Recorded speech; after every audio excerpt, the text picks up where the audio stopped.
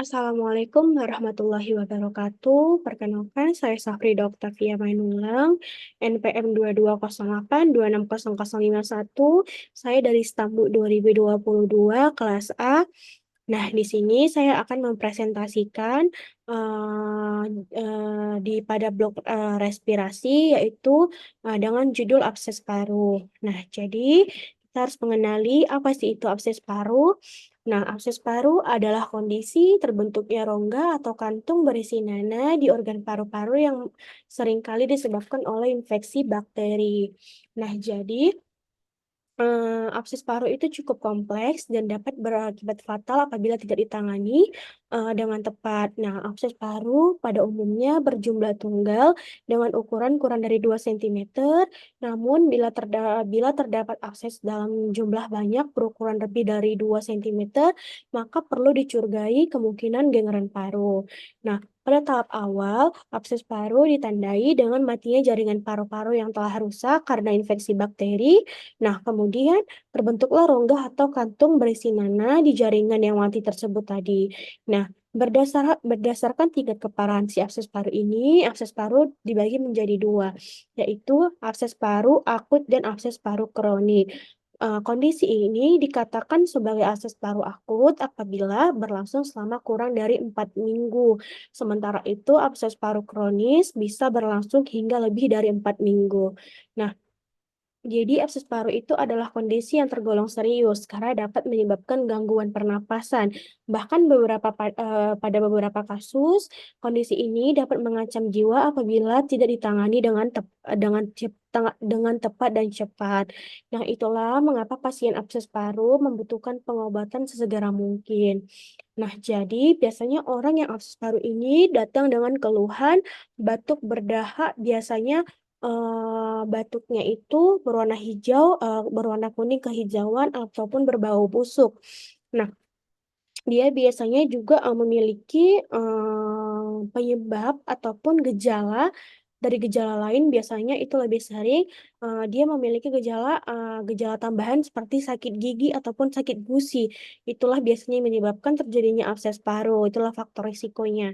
Kita masuk ke gejala. Nah, apa saja sih gejala dari abses paru ini? Yaitu batuk berdahak, itu yang saya bilang tadi, yaitu batuk berdahak kuning kehijauan atau berdarah dan berbau busuk. Lalu biasanya pasiennya demam, sesak nafas, keringat malam, penurunan berat badan, dan juga nyeri dada. Nah, kita masuk ke etiologi ataupun penyebab dari abses paru tersebut. Itu terbagi menjadi dua jenis, ada abses paru primer dan abses paru sekunder. Jadi, abses paru primer ini terjadi akibat infeksi di dalam paru-paru itu sendiri. Adapun abses paru sekunder terjadi ketika infeksi bagian tubuh lain menyebar dan menginfeksi paru-paru. Nah, jadi kalau abses paru primer itu kan tadi disebabkan oleh infeksi pada paru-paru itu sendiri. Nah, kondisi ini paling sering terjadi karena masuknya makanan ataupun cairan yang terkontaminasi bakteri ke dalam paru-paru secara langsung atau aspirasi paru. Nah, lalu adapun tadi kan ada abses paru sekunder. Nah, sementara itu abses paru sekunder terjadi karena eh, adanya infeksi pada bagian tubuh lain yang menyebar hingga ke paru-paru dan menginfeksinya. Penyebaran infeksi ini bisa menyebar melalui beberapa cara seperti melalui aliran darah yang berasal dari infeksi pada jantung, masuknya bakteri penyebab infeksi melalui mulut ataupun saluran eh, pernafasan atas ke dalam paru-paru melalui mediastinum ataupun tulang dada, lalu melalui penyumbatan bronkus atau dari akses di luar jaringan paru-paru yang pecah dan mengenai organ paru. Nah, jadi tadi kita masuk ke faktor resiko. Nah, adapun faktor resiko dari akses paru ini biasanya eh, faktor risikonya biasanya mengalami kecanduan alkohol ataupun penyalahgunaan nafsa dan sedang dalam pengaruh obat bius atau obat penenang, menderita diabetes mellitus, menderita penyakit gigi dan gusi yang parah, memiliki daya tahan tubuh yang lemah misalnya karena menderita kanker atau HIV/AIDS. Lanjut, kita masuk ke pemeriksaan fisik. Nah, biasanya pada pemeriksaan fisik, pada akses paru ini biasanya kita lakukan pemeriksaan tanda vital terlebih dahulu. Tanda vital itu biasanya ada beberapa, yaitu suhu, nadi, pernafasan, dan tekanan darah. Biasanya pada orang yang akses paru ini hanya saja pada pemeriksaan tanda vital itu biasanya suhunya meningkat ataupun dia demam disebabkan karena infeksi tadi. Lalu biasanya pemeriksaan fisiknya kita lakukan pemeriksaan fisiknya timbang berat badan, biasanya ada pun penurunan berat badan dari orang pasien yang terkena abses paru. Baru terdapat di saat kita melakukan pemeriksaan pada toraksnya, stem femitousnya menurun. Dan saat kita melakukan pemeriksaan auskultasi, biasanya suara pernafasan vesikuler, rongki basah, dan amforik. Ini pemeriksaan fisik yang mengenai dengan pemeriksaan tanda vital dan pemeriksaan head to toe. Lalu masuk ke pemeriksaan penunjang. Biasanya kita lakukan pemeriksaan penunjang itu pertama darah lengkap. Biasanya orang yang abses paru ini biasanya terdapat darah putihnya itu meningkat, bisa disebut dengan leukositosis. Kenapa darah putih tadi itu meningkat? Dikarenakan seseorang yang terkena abses paru tadi itu biasanya meningkat darah putihnya dikarenakan infeksi tadi. Nah, lalu kita melakukan pemeriksaan sputum BTA.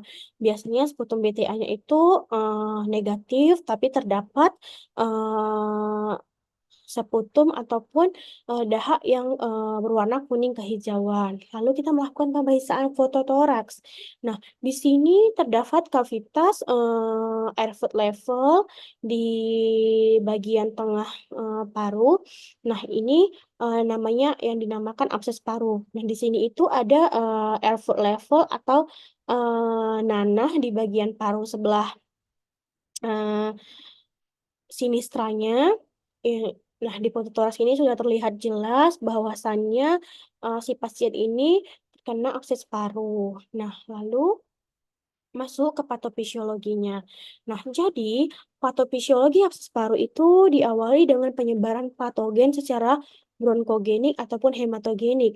Jadi penyebaran bronkogenik ini dapat ditemukan pada kasus abses paru akibat aspirasi sekret orofaring, obstruksi bronkial akibat tumor, benda asing, pembesaran kelenjar getah bening, dan malformasi kongenital. Nah, sementara itu penyebaran secara hematogenik dapat ditemukan pada abses paru yang disebabkan oleh sepsis akibat proses intraabdomen, endokarditis infektif, dan tromboembolisme septik. Nah, setelah kita lakukan pemeriksaan fisik dan pemeriksaan penunjang tadi, kita akan memberikan tata laksana awal pada orang yang terkena abses paru atau pasien yang mengalami abses paru. Kita memberikan metronidazole, lalu kita memberikan ambrosol. Nah, metronidazole ini untuk bakteri tadi, lalu ambrosol ini untuk batuknya pasien tadi, lalu kita memberikan antibiotik paracetamol dan tetracycline. Terus kita akan merujuk pasien tersebut ke spesialis penyakit paru. Nah, kenapa kita rujuk? Karena ini memang pasien dalam keadaan harus segera ditangani dengan tepat. Jadi kita akan merujuk pasien ke spesialis penyakit paru tadi untuk mendapatkan pengobatan ataupun penanganan yang lebih efektif. Karena kita sebagai dokter umum hanya mengasih tata laksana awal dan merujuk pasien agar di sana pasien bisa mengetahui apa penyebab dari penyakit tersebut dan bisa mendapatkan pengobatan ataupun penanganan yang lebih efektif dari dokter spesialis penyakit paru tadi. Nah, di sini terdapat referensi saya yang saya dapatkan. Nah, kurang lebihnya saya mohon maaf. Mungkin ada kata-kata saya yang salah ataupun yang kurang benar. Saya mohon maaf. Mungkin di saat saya mempresentasikan saya juga grogi. Selebihnya saya mohon maaf. Terima kasih. Assalamualaikum warahmatullahi wabarakatuh.